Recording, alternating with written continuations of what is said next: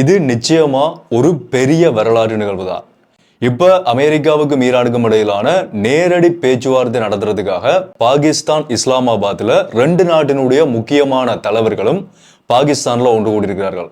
ஏற்கனவே இந்த 2 வார கால போர் ஒப்பந்தம், இந்த சீஸ்ஃபயர் மேற்கொள்ளப்பட்டதுக்கு பிரதானமா நடுநிலையா செயற்பட்டது பாகிஸ்தான் தான். சோ அதை தொடர்ந்து இந்த போரை நிரந்தரமா முடிவுக்கு கொண்டு வரதுக்காக 2 நாடுகளினுடைய ஒப்பந்தங்கள் என்னதான் நீங்க கேட்கறீங்கன்றத கேட்டு நடுநிலையா நின்று முடிவுக்கு கொண்டு வரதுக்காக இப்ப பாகிஸ்தான் இஸ்லாமாபாத்ல அமெரிக்காவினுடைய பக்கத்துல இருந்து அமெரிக்க துணை ஜனாதிபதியினுடைய தலைமையில ஒரு குழுவும், ஈரான் பக்கத்துல இருந்து ஈரான் பாராளுமன்ற சபாநாயகருடைய தலைமையில ஒரு குழுவும் பாகிஸ்தானுக்கு வந்திருக்கிறார்கள். இன்றைக்கு ஏப்ரல் 11ஆம் தேதி அந்த பேச்சுவார்த்தை இன்றைக்கு ஆரம்பமாகி இருக்குது.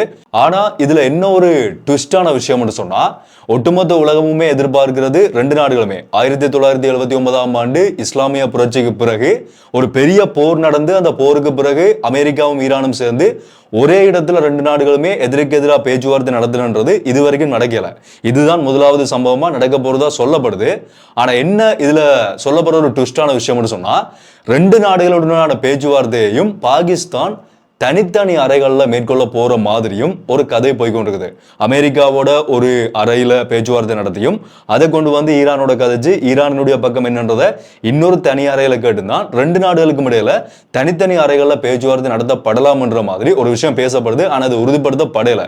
இப்ப வரைக்கும் எந்த ஒரு உறுதிப்படுத்தப்பட்ட தகவல்களும் வெளியாகல. ஏற்கனவே அமெரிக்காவினுடைய 15 ஒப்பந்தங்கள், 15 பாயிண்ட்ஸை வந்து அமெரிக்கா வெளியிட்டிருந்தார்கள். அதே மாதிரி ஈரானும் தங்களோட பக்கத்துல இருந்து ஒரு 10 பாயிண்ட்ஸை வெளியிட்டிருந்தார்கள். ரெண்டுமே ஒன்று கொண்டு முரணானது தான். அமெரிக்கா சொல்றது முழுக்க முழுக்க அமெரிக்காவுக்கு சார்பா இருக்குது, ஈரான் சொல்லிருக்கிறதும் ஈரானுக்கு சார்பா இருக்கக்கூடிய மாதிரி இருக்குது. இதுல உறுதிப்படுத்தப்பட்டு வெளியாகி இருக்கிற ஒரே விஷயம் என்னன்னு பாத்தீங்கன்னா, இந்த பேச்சுவார்த்தை ஆரம்பிக்கிறதுக்கு முதலே ஈரான் கேட்டிருந்தார்கள், ஈரானினுடைய அமெரிக்கா முடக்கி இருக்கக்கூடிய சொத்துக்களை அன்ஃப்ரீஸ் பண்ணணும், அதை நீங்க முடக்கத்திலிருந்து எடுக்கணும்ன்ற மாதிரி ஒரு கோரிக்கையை முன் வச்சிருந்தார்கள். அதை அமெரிக்கா மறுத்திருக்கிறதாகவும் செய்திகள் வெளியாகி இருக்குது. இந்த பேச்சுவார்த்தை எவ்வளவு காலத்துக்கு பாகிஸ்தானுக்குள்ள நீடிக்கும் என்று கேட்டீங்கன்னா, ஒருவேளை இன்றைய நாளிலேயே இது முடிக்கப்படலாம். ஒரு சரியான ஒப்பந்தம் ஏற்றுக்கொள்ளப்பட்டு முடிக்கப்படலாம். அப்படி இல்லைன்னு சொன்னா நீடிக்கப்படலாம்.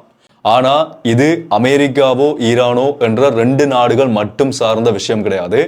ஒட்டுமொத்த உலக பொருளாதாரம் சார்ந்த ஒரு விடயம் என்றபடியா இப்ப ஒட்டுமொத்த உலகமும் இந்த ஒரு பேச்சுவார்த்தையை தான் முழுமையா உற்று நோக்கி கொண்டிருக்கிறார்கள். பொறுத்திருந்து பார்க்கலாம் என்ன நடக்குதுன்றத. தொடர்ச்சியாக வரக்கூடிய எல்லா அப்டேட்ஸையுமே நான் உங்களுக்கு அப்டேட் பண்றேன். அது எல்லாமே தெரிஞ்சு கொள்றதுக்கு சப்ஸ்கிரைப் பண்ணி ஃபாலோ பண்ணிக்கொள்ளுங்க.